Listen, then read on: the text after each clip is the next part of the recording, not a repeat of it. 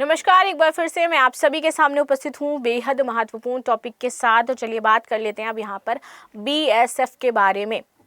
एक देश जहाँ की सीमाओं की सुरक्षा की जिम्मेदारी बीएसएफ की है, वहीं एक राज्य ये कह दे कि हम अपनी सीमा की सुरक्षा ही नहीं करवाना चाहते हैं और इसलिए हम बीएसएफ को जगह नहीं देंगे कि वो यहाँ पर आकर के तैनाती करे।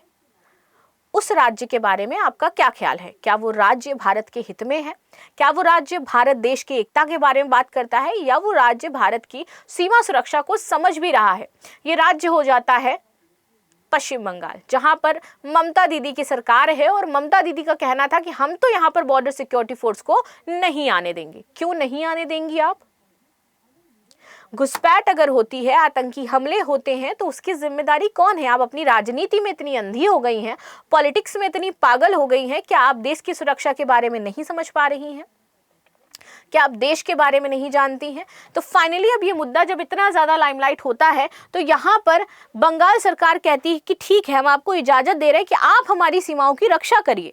बताइए, अब राज्य सरकारें बताएंगी कि सीमाओं की रक्षा करने के लिए हम बीएसएफ को जगह देंगे, तो ये मुद्दा यहाँ का हो जाता है। चलिए यहाँ पर बात करते हैं भारत बांग्लादेश बॉर्डर के बारे में। तो लगभग हो जाता है 4096 किलोमीटर का। अब ये बीएसएफ की जो फोर्स है वो यहाँ क्यों नहीं लगाना चाहती? इसलिए क्योंकि ये घुसपैठ करती हैं, क्योंकि ये वोट बैंक बनाती हैं, क्योंकि इनका पूरा वोट बैंक ही बांग्लादेशी हो जाता है, मुस्लिम हो जाता है, इसलिए यहाँ पर ये लगाना नहीं चाहती हैं सीमा पर। और ये तस्करी, देश का पैसा इधर उधर जाए, अवैध व्यापार चलते रहे, ऐसा ये चाहती हैं। ठीक है, तो पश्चिम बंगाल के साथ 2217 किलोमीटर, असम के साथ 262, त्रिपुरा के साथ 856, मिजोरम के साथ 318 और मेघालय के साथ 443 किलोमीटर की साझा पश्चिम बंगाल जो है वो सीमा साझा करता है। पश्चिम बंगाल की अंतर्राष्ट्रीय सीमा की लंबाई लगभग 2217 किलोमीटर होती है। इस सीमा से लगभग 600 किलोमीटर के क्षेत्र में कटीले तार की बाढ़ नहीं है। बाढ़ की कमी के कारण सीमा क्षेत्र में लगातार घुसपैठ और तस्करी जैसी घटनाएं हो रही थी। इसी मुद्दे पर पूर्व सैन्य अधिकारी हैं डॉक्टर सुब्रत साहा ने हाई कोर्ट में याचिका दायर करी। आरोप में बताया गया कि राज्य सरकार अधिग्रहित भूमि बीएसएफ को सौंपने में देरी कर रही है, जिससे कि सीमा सुरक्षा प्रभावित हो रही है।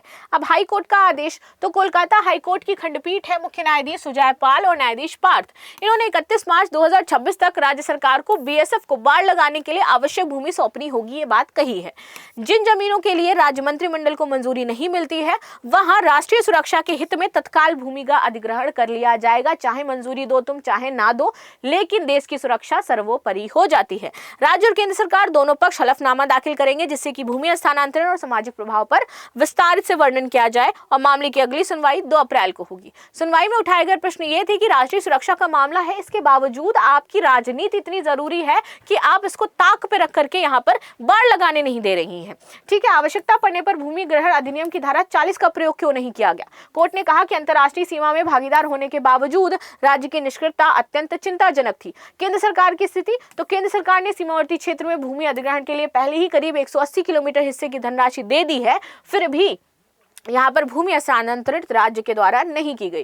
राज्य सरकार की आपत्तियां, राज्य सरकार ने भूमि हस्तांतरण में सामाजिक प्रभाव आकलन प्रक्रिया का हवाला दिया है। अदालत ने इसे स्वीकार नहीं किया और कहा कि राष्ट्रीय सुरक्षा के मामले में ये आपका कोई भी तर्क नहीं हो जाता है कि हम सामाजिक सुरक्षा आकलन करेंगे। पहले बांग्लादेशी सीमा पर कटीले तार की बाड़ लगाना राष्ट्रीय सुरक्षा के लिए अनिवार्य है। बाढ़ की अनुपस्थिति के कारण घुसपैठ होती है और तस्करी तथा अन्य गैर कानूनी काम हो रहे हैं। अगली सुनवाई आपकी 2 अप्रैल 2026 को होनी है। भूमि ग्रहण अधिनियम क्या कहता है? ये कहता है the right of fair compensation and the transparency in land acquisition, rehabilitation and the resettlement act 2013। कहता है भूमि अधिग्रहण पूरी तरीके से पारदर्शी हो, उचित मुआवजा मिले, अधिग्रहित भूमि पर स्थानीय लोगों के पुनर्वास और पुनर्स्थापना की व्यवस्था हो तथा भूमि अधिग्रहण के लिए सार्वजनिक हित और सामाजिक प्रभाव का संतुलन बनाया जाए। 1984 में हमारा ये आता है और पुराना जो कानून है वो समय की आवश्यकता और सामाजिक न्याय हित के लिहाज से अपर्याप्त है।